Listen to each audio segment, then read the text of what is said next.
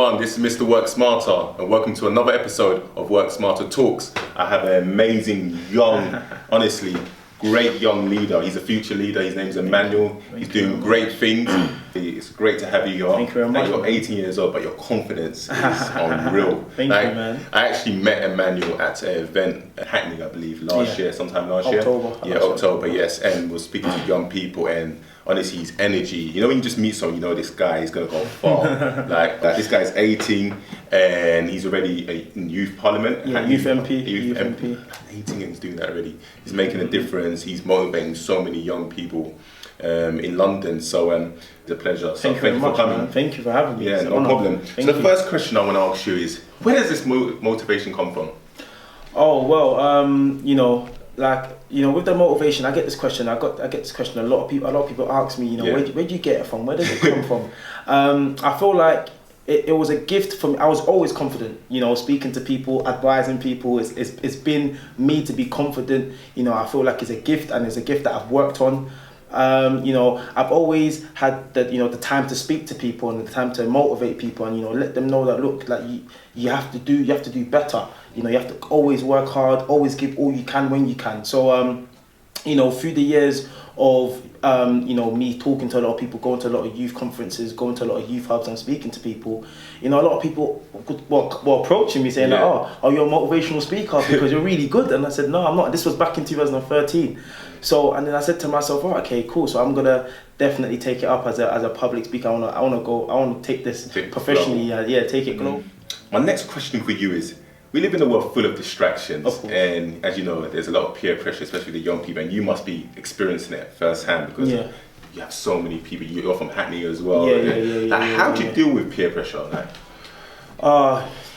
Peer pressure, I feel like, is a psychological thing. Not only is it a physical thing, I feel like it's a psychological thing. I feel like, with a lot of young people in general, I feel like if you allow, someone to distract you, if you tell your brain, if you give yourself that self-conscience and you let someone take it away from you, I feel like you've allowed that person to sabotage what's powerful to you. Like I say to a lot of people, your mind is powerful and it's something that you obtain and you have to use it to the fullest value because it holds so much worth, it holds so much value, and it's precious, and it's something that you could use to change the world if you put your mind to it. So if you allow someone to sabotage that and you let someone control what you want to do and let someone literally play you as a puppet, then people will be controlling you for the rest of your life. And I feel like that's where peer pressure comes in, because if you let someone gain so much psychological control and change how you think and change your decision making, then they can make you do whole loads of things that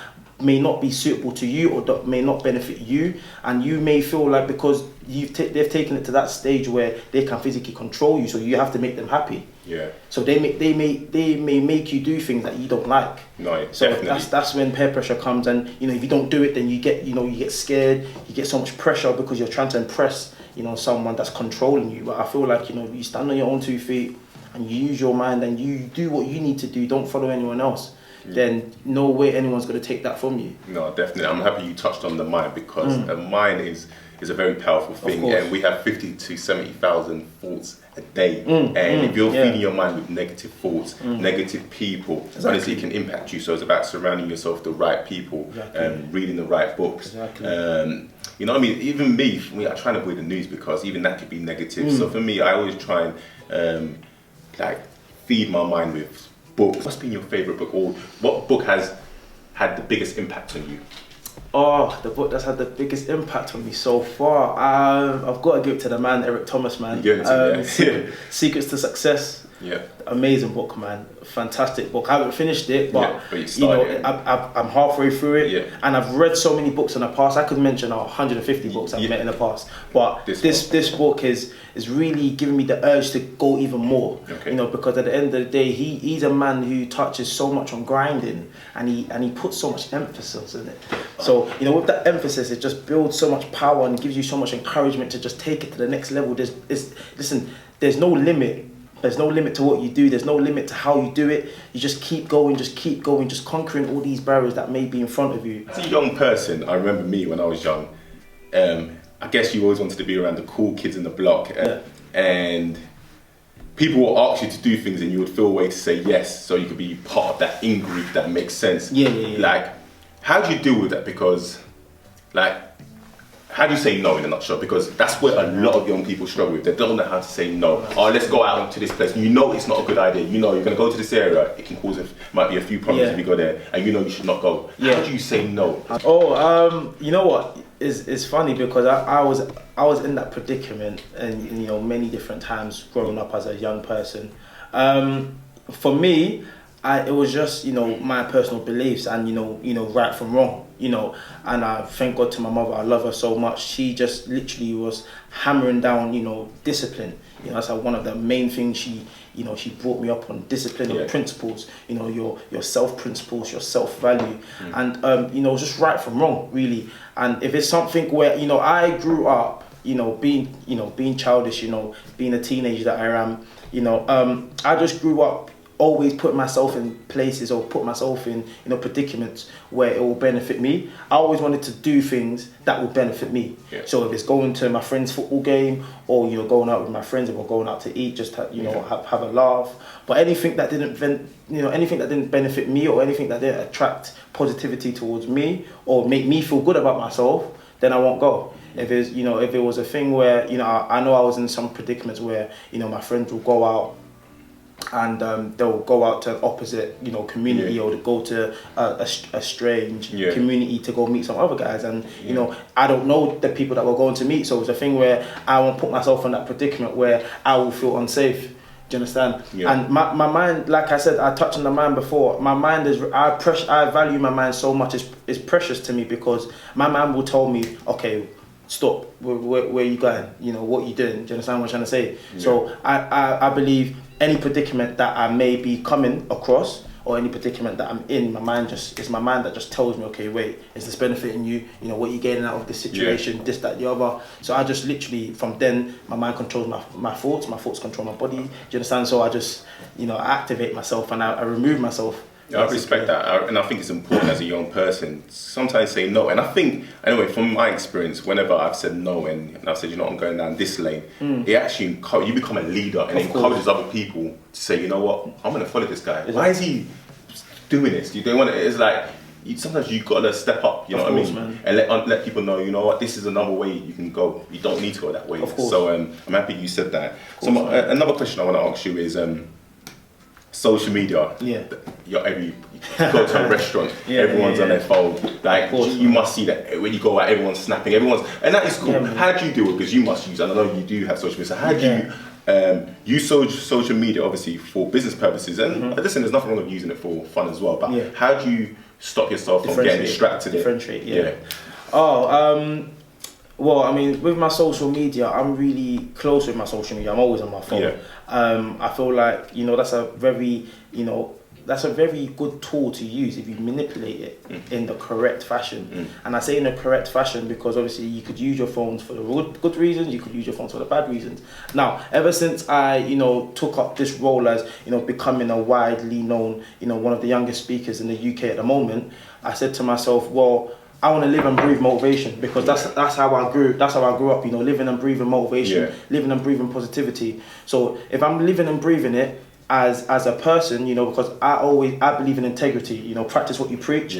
So I believe that even what I do on the social media should be positive as well. You know, so my Facebook, literally, I took off all the pictures of me being on holiday or going out with my friends, took that all up, put Emmanuel Akin, the motivational speaker, put all my positive quotes on that, did that to my Instagram, did that to my Twitter, and literally just reshaped everything. And now people, you know, even people that I don't even know, you know, contact me, message me, I need some help, could you speak to me, could you advise me, can I give you a call? So I feel like I'm using social media as a tool, you know, to also inspire and use it as a positive direction to help people.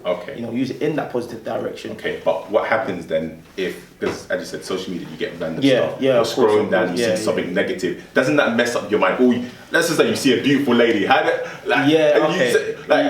do you, because you can't control what comes online, and unfortunately you're on these platforms, and listen, let's not lie, there's going to be distractions, there's going to be things we like, and we end up scrolling around and we procrastinate after. Doesn't that happen to you? That happens to me a lot, man. So how do you avoid that then? That's what I want to get down to. I feel like you can't, you can't avoid it. It's really hard to avoid it because you've been placed on that platform, like you said. Yeah. So it's not in your power to avoid it. Okay. What you could do is just control it. You can't avoid it, but you could just control it. Because with me, you could look at pictures or videos and stuff like that. So you've got strong willpower. I mean, it's just about your willpower, innit? Do you understand? Because what you attract, innit?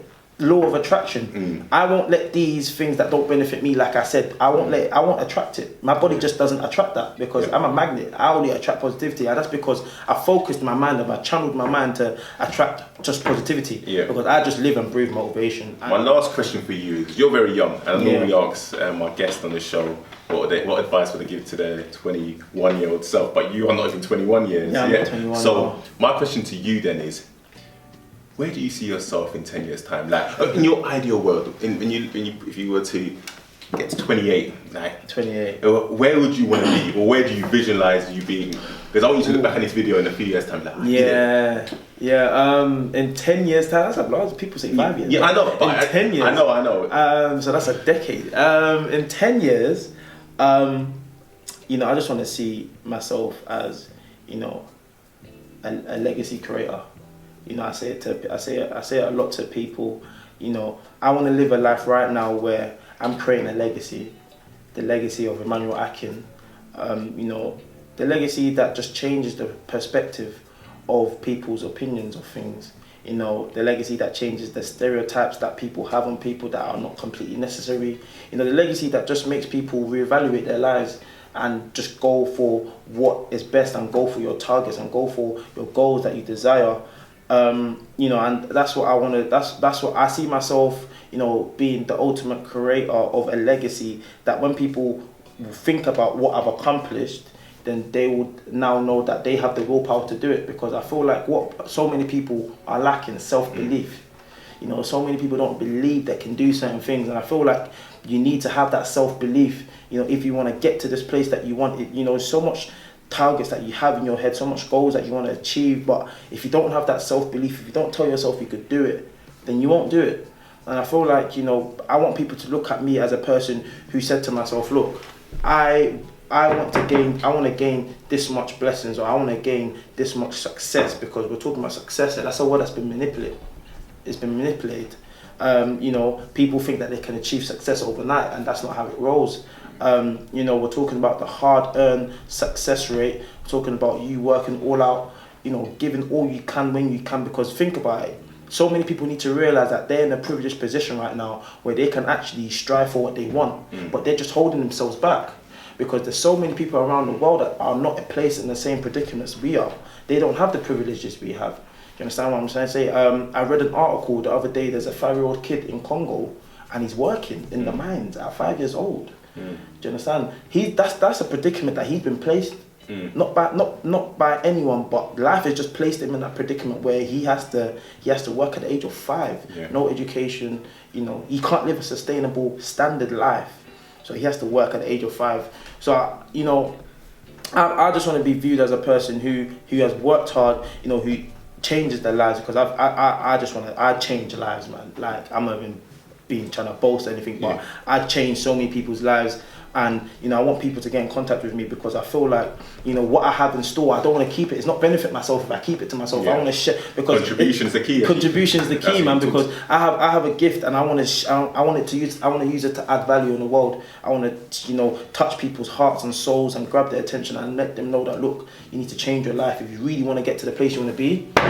You need to change your life and take complete action, man. You've concluded it nicely, Emmanuel. Honestly, follow this young leader. He's gonna go places. Follow his journey. Thank you very much. I'll have all his details below the description box. But it's a pleasure, and it's great to see you, such a young person, being positive. Thank you very much, and listen, you're gonna go places. Thank you very much. Take care. Take it easy, man. Take care, and remember to work smarter.